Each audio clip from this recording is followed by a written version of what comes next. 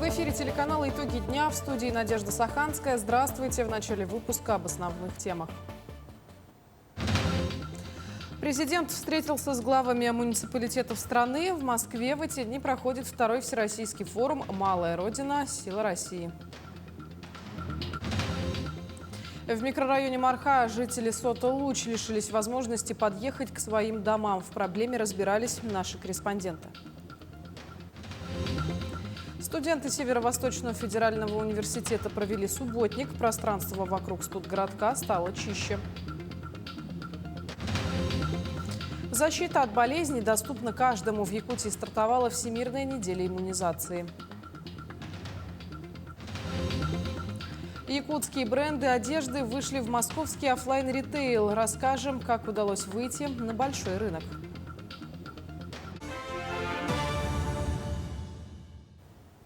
Президент встретился с главами муниципалитетов страны. В Москве в эти дни проходит второй всероссийский форум «Малая Родина. Сила России». Якутию на форуме представляют все главы районов и улусов республики, а также городских округов. Программа мероприятий сочетает стратегические дискуссии и практические круглые столы. Отдельное внимание уделяется инвестиционной повестке. Лучшие муниципальные практики, да? Передовые практики, которые используют наши коллеги в других регионах, но где-то подпадают под условия, да, под погодные условия, под географию и так далее, а где-то по направлениям, да, более такие центральные регионы, северные регионы, там, Дальний Восток. Они это все учли, организаторы, и по этим направлениям очень много таких практик, хороших опытов делятся друг с другом. В таком ключе идет. Самые плюсы такие. За выезд на закрытую ледовую переправу грозит штраф до 1 000 000 рублей. Работа ледовых переправ через реки Вилю и Алдан прекращена с 15 апреля. Работа переправы Якутск-Нижний Бестях с 18 апреля.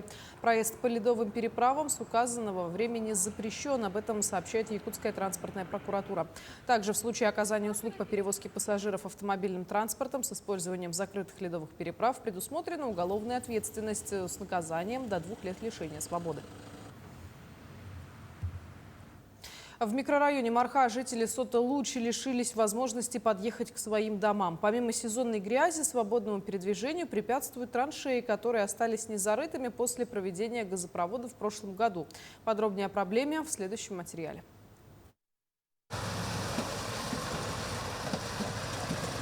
Кучи грязи, раскисшая дорога и траншея посередине проезжей части. Грунт в местах прокладки трубопровода провалился, образовались канавы. Жители соорудили из досок отмостку, чтобы хоть как-то проехать к своим домам. Не могут вызвать ни водовозку, потому что люди здесь, вода привозная, не могут откачать септик. Да, уже, говорит, экстренные службы даже не могут проехать, даже скорая помощь. Приходится объезжать по Жатайской трассе, через асфальт очень большой круг давать. Здесь дороги практически нет. И на горячую линию звонили, и в администрацию города звонили, в администрацию микрорайона Мархи звонили. Обращались в Саханефтегазсбыт, потому что перерыли нам дорогу. Но они проложили свою газовую трубу, конечно, большое им спасибо. На территории Сота с октября по декабрь прошлого года специалисты компании «Саха-Транснефтегаз» проводили работы по прокладке газопроводных труб. Трубы провели, а восстановление дорожного полотна отложили на потом. После поступления многочисленных жалоб от жителей во время наших съемок начались восстановительные работы. Ввиду климатических условий нашей республики, утрамбовка грунта в зимний период невозможна. Сейчас ведутся работы по восстановлению дорожного полотна. Подрядная организация у нас контролируется. Работаем по плану и по мере поступления заявок жителей. Можете обращаться в наш контакт-центр номер 509-555. До 20 мая специалисты планируют произвести восстановительные работы на самых критических участках дорог. Полный объем благоустройства компания обязуется проводить в летнее время, после полного просыхания почвы. Марферина Алексеева, Иван Сорокаумов, Якутск. Ну а далее смотрите брифинг по саночистке города и откачке талых вод. Мы продолжаем свои ежедневные штабы, а также объезды по территориям. Всего у нас за сутки поступило 93 заявки в единую дежурно-диспетчерскую службу. Вчера было 72 заявки. Ну, заявки стараемся оперативно все отрабатывать. Упор сделали на откачку с аварийного фонда. Всего у нас сейчас пока задействовано более 60 АСМ. Усиление сейчас проводим мы в строительном и автодорожном округах. Но для понимания, да, всего по городу у нас имеется более 90 АСМ. Из них более 60 уже привлечены у нас на откачку в нашем аварийном фонде и улично-дорожной сети. Всего с начала откачки у нас получается откачано более 46 тысяч кубических метров. За последние сутки было откачано более 12 тысяч. То есть у нас наступил пик нашей откачки. По пропарке лотков у нас из 57 лотков пропарено 38. По запуску насосов из 50 запущено 25. В целом мы идем по сравнению с прошлым годом с небольшим опережением.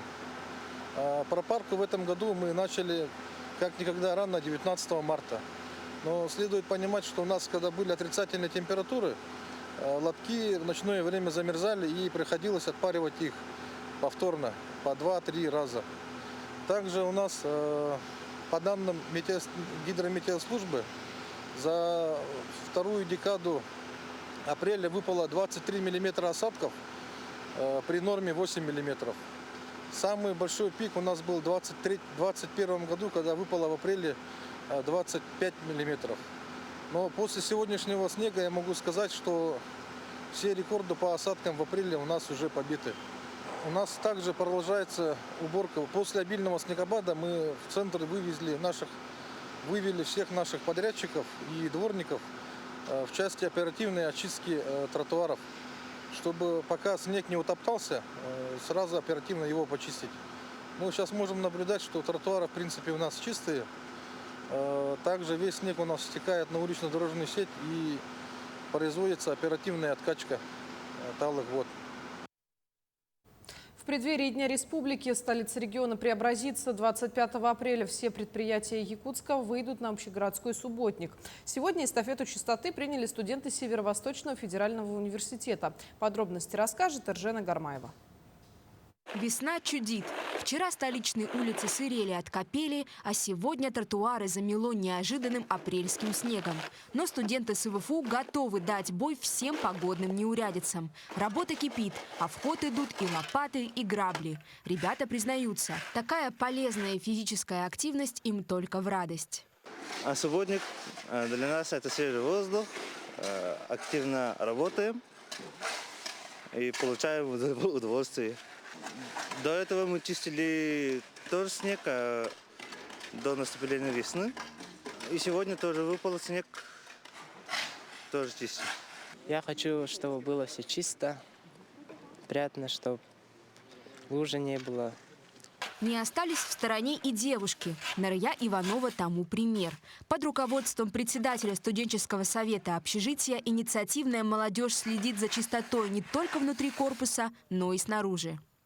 Каждую весну, когда вот уже все растаяло, выходим, убираем. Такие субботники у нас проводятся ежегодно, не только весной, но и осенью. Мы каждую неделю проводим разные мероприятия для жителей нашего общежития. Сейчас у нас идет к 80-летию Победы 6 добрых дел. Вот. На этой неделе собираемся выходить в дом престарелых. Субботник собрал студентов из разных факультетов. Двор убирают и филологи, и будущие инженеры. По мнению организаторов, общественные хлопоты сплачивают жителей кампусов. В нашем общежитии проживает более 350 студентов. Они все очень дружно выходят на субботники, на разные мероприятия, которые мы проводим на территории. На прилегающих участках проходимость у нас большая, так как находится здание КФН, КТФ. Студенты у нас очень большие молодцы, всегда даже проявляют свою активность со своей стороны и никогда не отказываются, относятся как к своему родному дому. Этот субботник не первый и не последний. В мае студенческий десант вновь выйдет на уборку территории. А с чистотой и порядком и учиться будет легче. Эржена Гармаева, Нюргун Старостин, Якутск. Далее об эпидобстановке. Роспотребнадзор информирует, что в республике зарегистрировано 10 105 случаев ОРВИ, что выше показателя предыдущей недели почти на 11%. По результатам лабораторного мониторинга за прошедшую неделю в структуре положительных находок отмечается циркуляция вирусов негриппозной и гриппозной этиологии, а также коронавирусов, вызывающих COVID-19. Ведомство напоминает, в случае появления признаков ОРВИ не заниматься самолечением и немедленно обратиться к врачу. Защита от болезней доступна каждому. В Якутии стартовала Всемирная неделя иммунизации, призванная подчеркнуть важность профилактики заболеваний и привлечь внимание к необходимости коллективных действий для защиты здоровья населения. Подробнее о том, почему не стоит бояться делать прививки, расскажет Дарья Короленкова.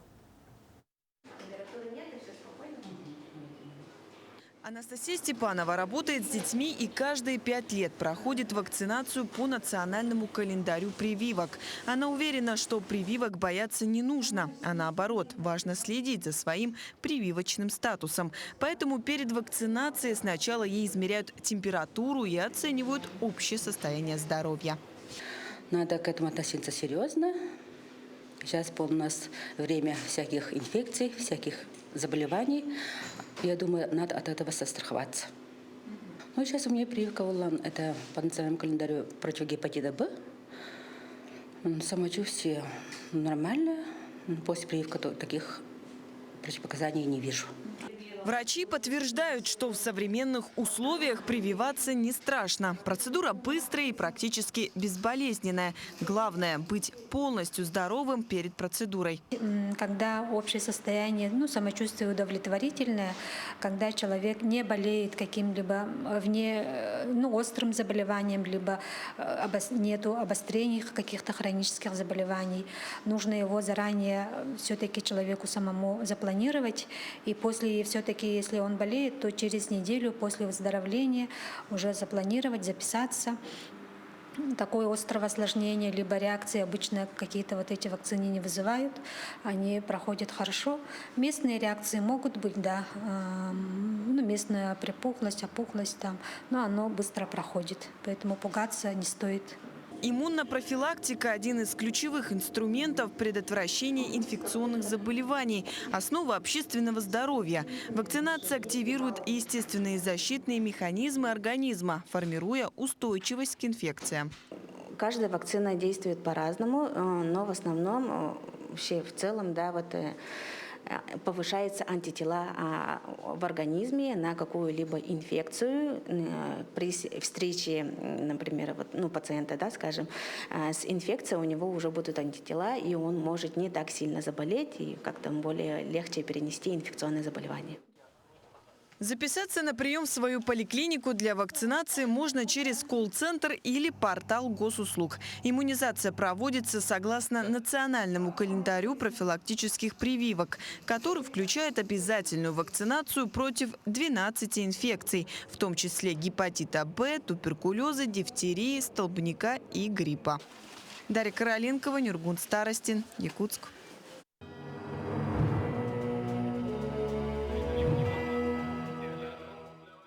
Айсен Николаев дал поручение по усилению мер безопасности к 80-летию Победы. Внимание он акцентировал на ежегодной акции «Бессмертный полк», которая в этом году пройдет в очном формате. К сопровождению шествующих привлекут сотрудников строевых и оперативных подразделений МВД, а также Росгвардии, народные дружины и волонтеры.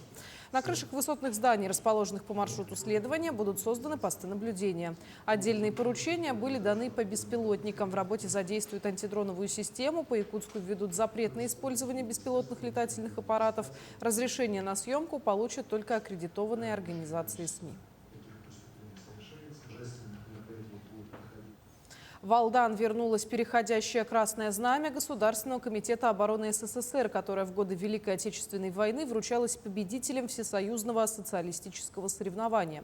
Точная копия была изготовлена по заказу городской администрации и уже выставлена в Алданском краеведческом музее. Частицу трудовой истории города вблизи рассмотрел Руслан Павлов.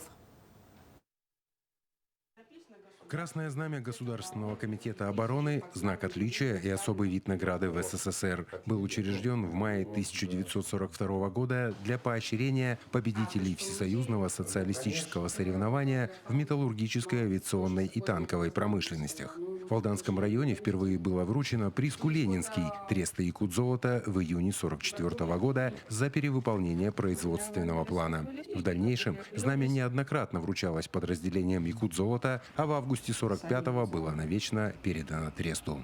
Известно, что с 1942 года где-то более 1000, может быть, знамен было изготовлено и по всей стране были вручены. Но мы, алданцы, жители, знаем, что наше знамя точно хранится, и оно хранится в городе Москве. Оригинал исторического полотнища действительно хранится в Москве в Государственном музее современной истории России. Причем его наличие и историческая ценность сыграли решающую роль в присвоении Алдану звания «Город трудовой доблести». В 2021 году нам было присвоено, то есть городу Алдану, почетное звание «Город трудовой доблести». И решающим фактом стало вот это знамя, переходящее Государственного комитета обороны, которое в годы войны вручалось нашему якут-тресту. И в 1968 году оно было передано в город Москву, Московский музей революции. Сейчас это музей истории современной России. Сегодня точная копия переходящего красного знамени Государственного комитета обороны выставлена в Алданском краеведческом музее. Конечно же, реплика выполнена уже по современным технологиям, но это ничуть не умаляет исторического значения знамени, в которое золотыми нитями вплетен самоотверженный труд тысяч алданцев в годы Великой Отечественной войны. Руслан Павлов, Сергей Шипачев, Александр Лукин, Алдан. Ну а далее смотрите подборку новостей от наших коллег из Нерюнгринского района. В ближайшие несколько минут мы расскажем о самых значимых событиях Нерюнгринского района за прошедшую неделю. В студии Иван Лазаренко. Здравствуйте. Каждый год Нерюнгри принимает активное участие в федеральном проекте формирования комфортной городской среды. Данный проект инициирован президентом России Владимиром Путиным с целью благоустройства городов и территорий в них.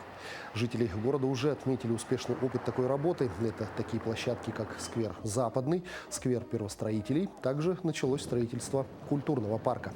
В этом году на голосование выставляется территория под названием «Семейная поляна», расположенная на берегу реки Чульман. Здесь планируется оборудовать семейную зону для отдыха с различными видами досуга.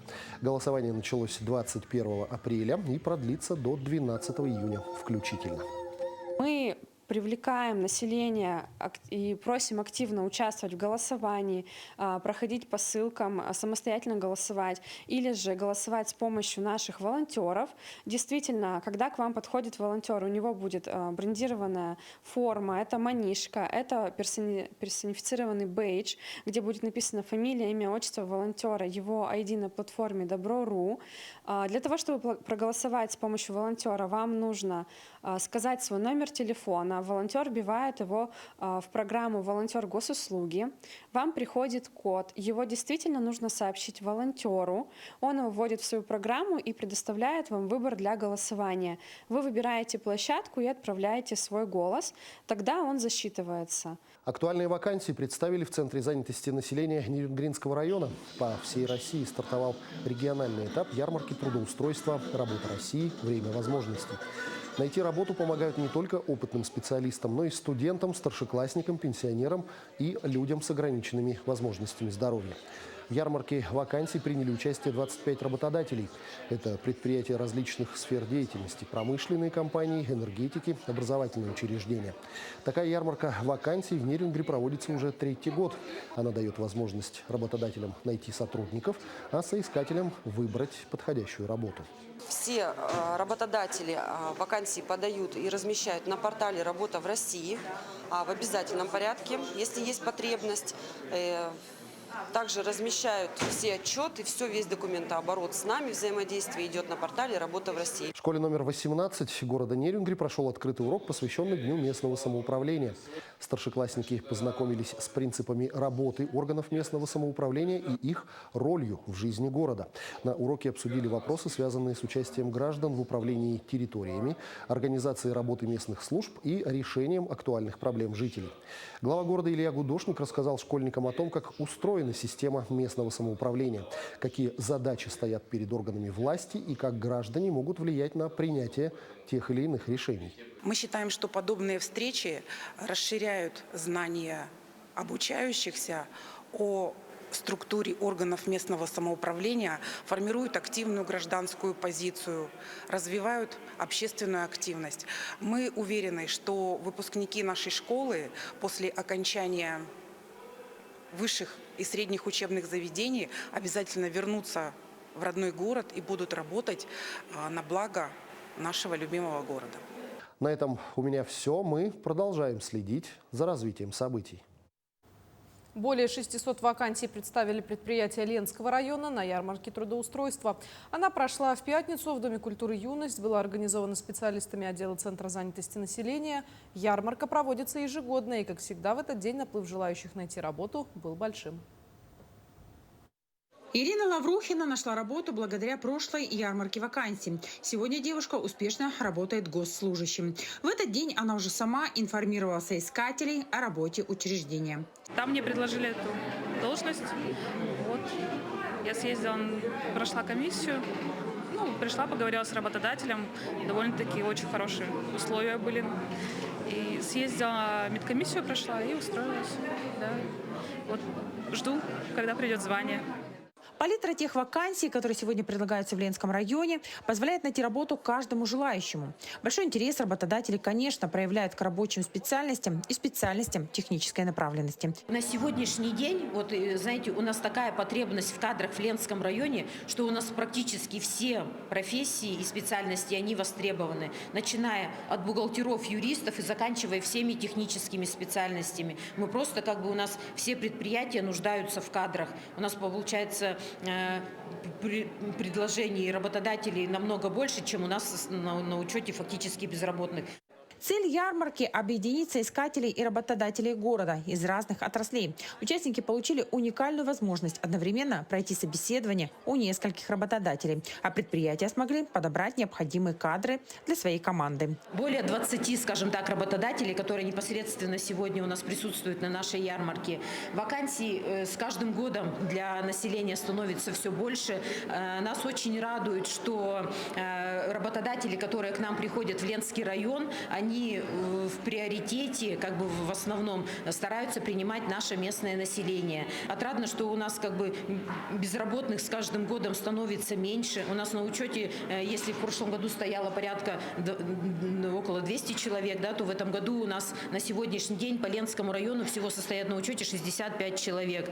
Вакансии представили такие компании, как Ленское предприятие тепловых и электрических сетей, полиция, Газпром Трансгастомск, Новоленская ТЭС, Исправительная колония, лесохрана и многие другие. Дознаватель у нас требуется, следователь требуется. Участковый, по-моему, полный штат у нас, дежурная часть. В любом случае необходимо подойти в кадры, чтобы проконсультироваться и определиться уже с выбором какой-то вакансии.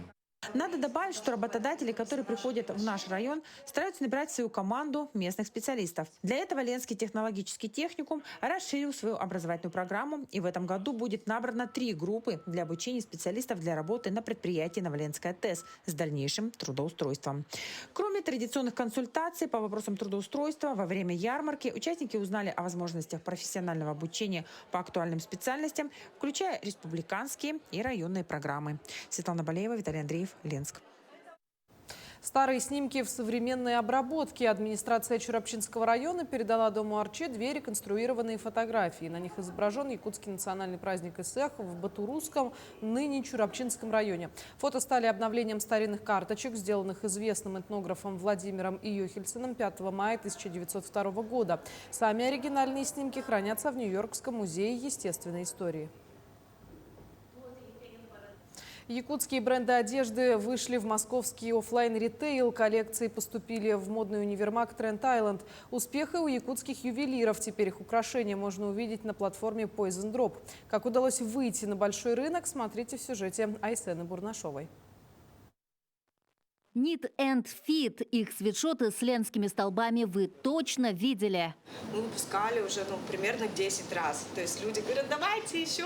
А вот бренд Эйкери с юкагирского значит «перейти реку». Вдохновлен культурой севера. Я провела детство в селе Андрюшкино. Я наконец-то пришла к такому моменту, когда мне хочется рассказать эту историю людям. Образы детства, воспетые в бренде «Сокольников». Это серебряные украшения с элементами деревенского быта. Несложные формы, понятные, и они всегда воспринимаются человеком, легко интерпретируются. Каждый из представленных брендов – финалист акселератора «Модная программа». Теперь их вещи можно купить у крупнейших ритейлеров России. Закрытые швы – это не оверлок, где ниточки видны. Понятно, да? Проект запустили в прошлом году Корпорация развития Якутии и Институт Биенопен. За 2 сезона акселератор охватил почти 100 брендов. Всего в финал вышли 9. Финалисты, которые показали самый высокий результат не с нашей точки зрения, а с точки зрения ритейлеров, таких как, например, Trend Island, получают возможность произвести тираж на фабрике, где дешевле производство тиража, не где ты каждую вещь шьешь, а где есть пооперационное разделение. За счет этого это создаем из якутских брендов часть индустрии. Финалистам оказывают помощь на всем пути, от производства до продажи. Выдают льготные займы, обучают. Мода – одна из приоритетных креативных отраслей, и республика намерена ее развивать. К 2030 году присутствие якутских брендов в торговых сетях и крупных маркетплейсах должно быть увеличено в 10 раз. И это только одна из задач. Есть указ главы Республики Саха-Якутия о развитии креативной экономики, и в нем есть показатель 6 миллиардов рублей к 2030 году. Он, в принципе, вполне достижим. Мы даже примерно подсчитали, что при таких показателях будет создано около 600 рабочих мест новых. Речь идет, наверное, не об одной, а о нескольких все-таки марках крупных, которые должны продаваться на миллиарды рублей, и десятках марках чуть поменьше. К одежде якутских брендов уже присматриваются столичные модницы. Мне очень понравилась вот эта блуза. И мне кажется, ее можно классно сочетать и с джинсами, и с юбками, и с шортами, подпоясывать красиво.